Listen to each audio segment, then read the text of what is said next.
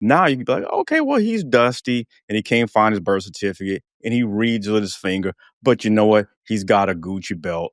So I'm going to go ahead and go for it. And if it doesn't work out, it's okay. It doesn't matter because I can always just go get on housing for like $27 a month and get some wick and some snap, and we're going to be good.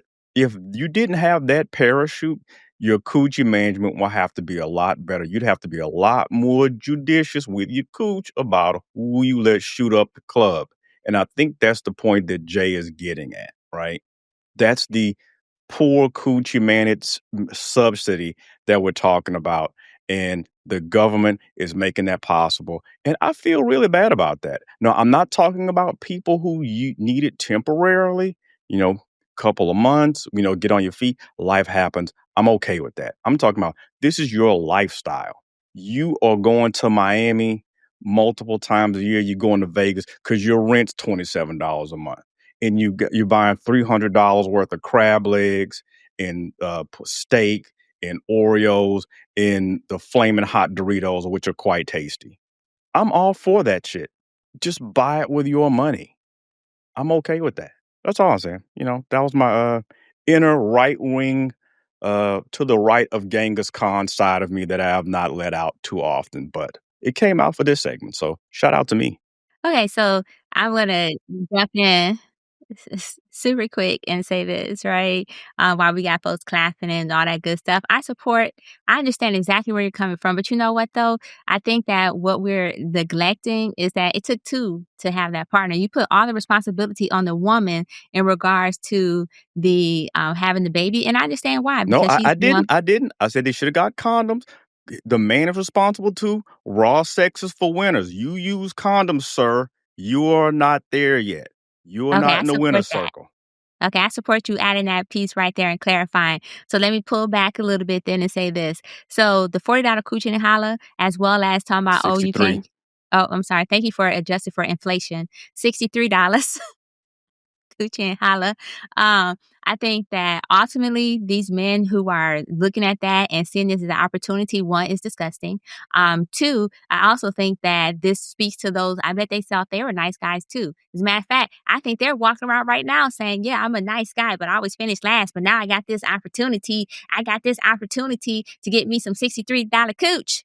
Let me just go buy her some groceries. Let me go get that $7 milk. Now I'm about to get it, which once again proves the transactional piece of the nice guy, whereas a persona that's showing up but is actually rooted in toxicity because they're looking to get something that they don't necessarily deserve. However, with that being said, let's talk about that strong. Did you raise your hand, sir? I did raise my hand. Just Go ahead. I a like point that. point of clarification. Uh, Over the past few shows, I thought we established that women liked transactional relationships. I thought that I could be wrong.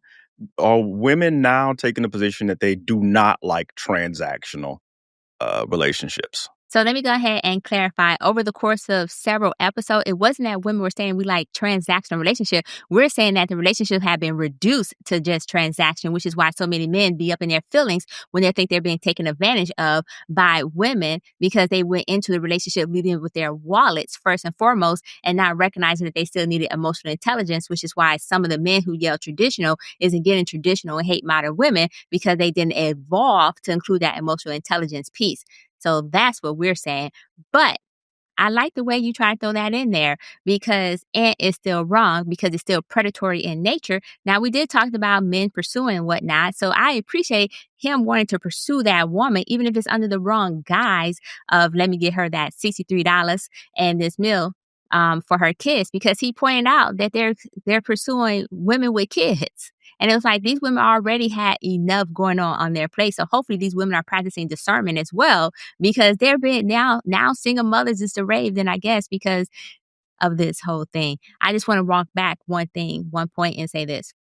The strong independent woman narrative, it bothers me because we act like that wasn't out of necessity. We act like that narrative didn't arise out of survival. We act like that narrative didn't come from men being removed from the home by force or by through policies and social constructs and so forth, or by their own declaration of leaving, or by poor choices on behalf of the woman or the man, right? So we act like that strong, independent woman. And while I myself believe that it is a stereotype that we took and ran with it to our detriment, i.e., we overdid it, but we act like that's not what it was rooted in, that it wasn't rooted in survival. And so for basically all these men are saying, hey, we don't think you can survive. And I'm just like, actually, that's not true because women historically will come together to uplift the community. This is a time where we'll probably see more women operate under the village concept and look out for each other because that's also what was part of survival. We're used to surviving. Now this whole part, oh, I don't need a man. So that was a narrative that was put on us as well.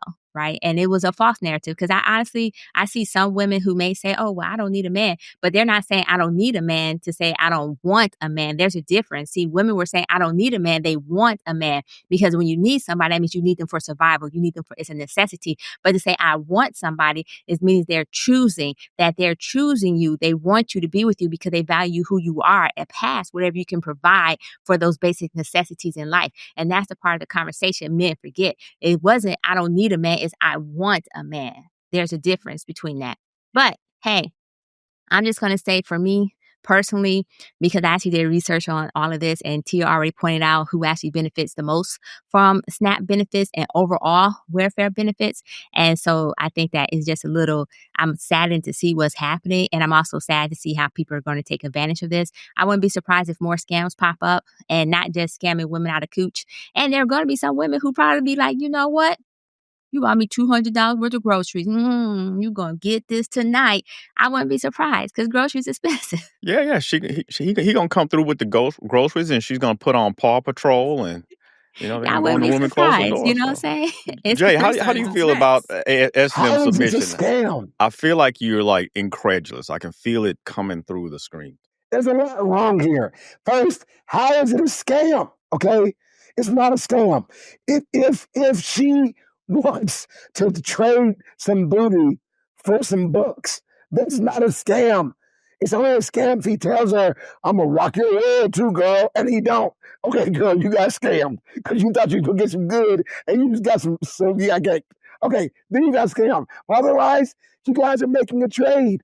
Okay, now it's funny because I think, okay, yes, there are lots of different people who are on government assistance, okay? And all jokes aside, as an economics major, I feel for you.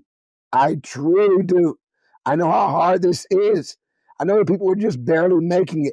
But let's also take into account that if we are relying on anything, then when that thing is gone, we're going to have to go without or find a new way to get it. And all the guys with the $40 are saying is, if you thought you were too good, okay, for my $40, okay, then you keep thinking that way, okay? But if you suddenly decide you are not too good for my $40, is it because you can no longer sell your food stamps? And if that's the case, should you be calling yourself an independent woman at any point in time? That's the question at hand. And to that I say, no, ma'am. No, ma'am. Go ahead. As I'm saying.